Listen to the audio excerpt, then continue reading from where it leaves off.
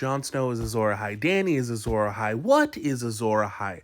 Allow me, a nerd, to explain. Everyone, meet Azor Ahai and his wife Nisa. This is also Azor Ahai, sometimes also called Hirkun, sometimes also called Nefarian, sometimes also called Eldrick Shadowchaser.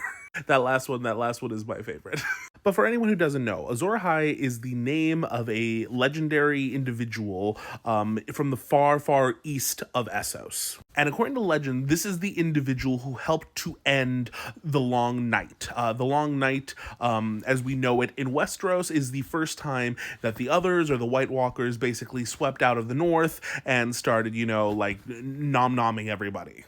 And so in Westeros, we also have legends of an individual who helped to end the Long Night. In Westeros, that individual is known as the Last Hero. And then in the Far East, specifically from Ashai, you have that person referred to as Azor Ahai. So they believe that his name was literally Azor Ahai. Or I should say their name, because we might not be exactly sure of the gender overall, because again, depending on who you ask, the legends change a little bit. In one of them from Yi Ti, it specifically refers to a woman with a monkey's tail who ends the Long Night. So it could be a guy, it could be a lady, it could be a they, who knows? But when talking about specifically Azor Ahai, he is a legendary character from the Far East, specifically from Ashai, who purportedly ended the Long Night through a series of events that are, as you can see in this picture, not super pleasant. Okay, so here's the Ronnie version of the story. So Azor Ahai is a stand-up guy. He's a good dude. He's a warrior, and he is not a fan of the concept of death and individuals or beings that are causing death to be rampant all around. The Long Night is going on in Essos.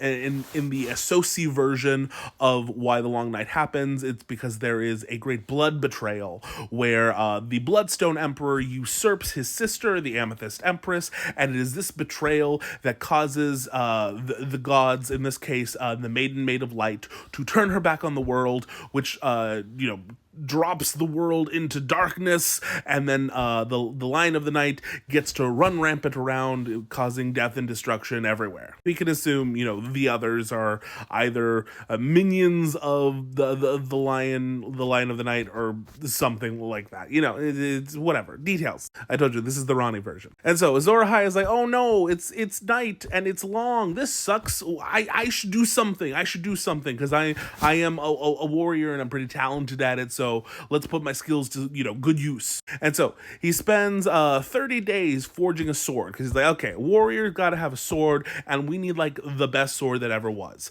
A sword that is capable of ending the Long Night. And so he spends 30 days and 30 nights in this temple or whatever, and he's working on a sword. He's hammering, he's doing the make it hot, and then hammer it, and then make it hot again, cool it, make it hot again. I don't know how to make swords, okay? Sorry. I have ADHD, but sword making is not one of my special interests. I apologize. But anyway, after 30 days of working on this sword, it's time to cool it off, to temper it for the last time.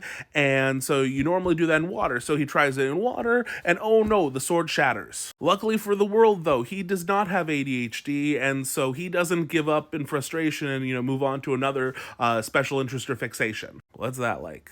Anyway, so he's like, okay, let me try again. And so this time he spends 50 days working on this sword, and he's just working on it. He's like, gotta make it good. The long nighting. And am I wasting lots of days working on this? Sure, but you gotta put the work in. And then finally he gets to the finish line. It's time to temper it again. Well, water didn't work last time, so here's what we're gonna do. He finds a lion.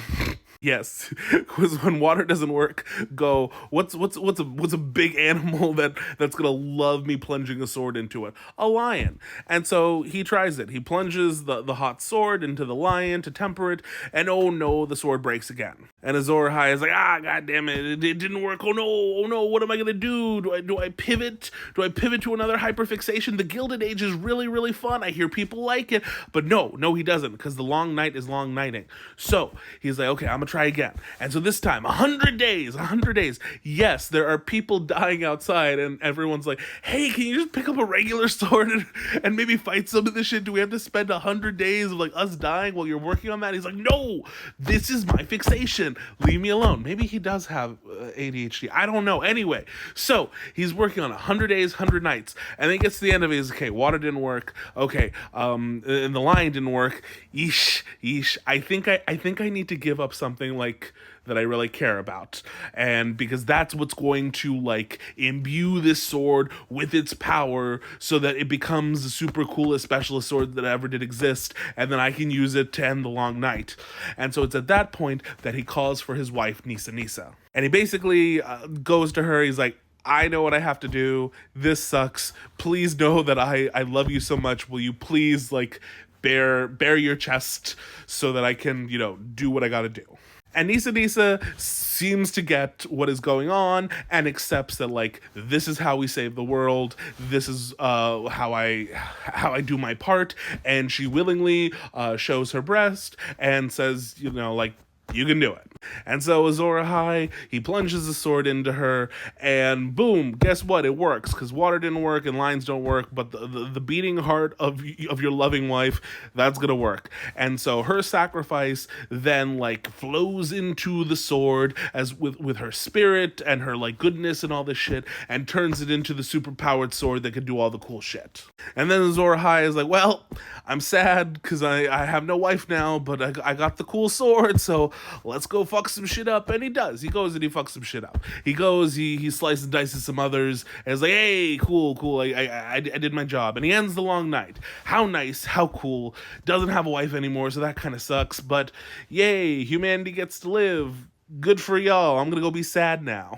Now, of course, this is the version of the legend. This isn't necessarily like exactly what happened.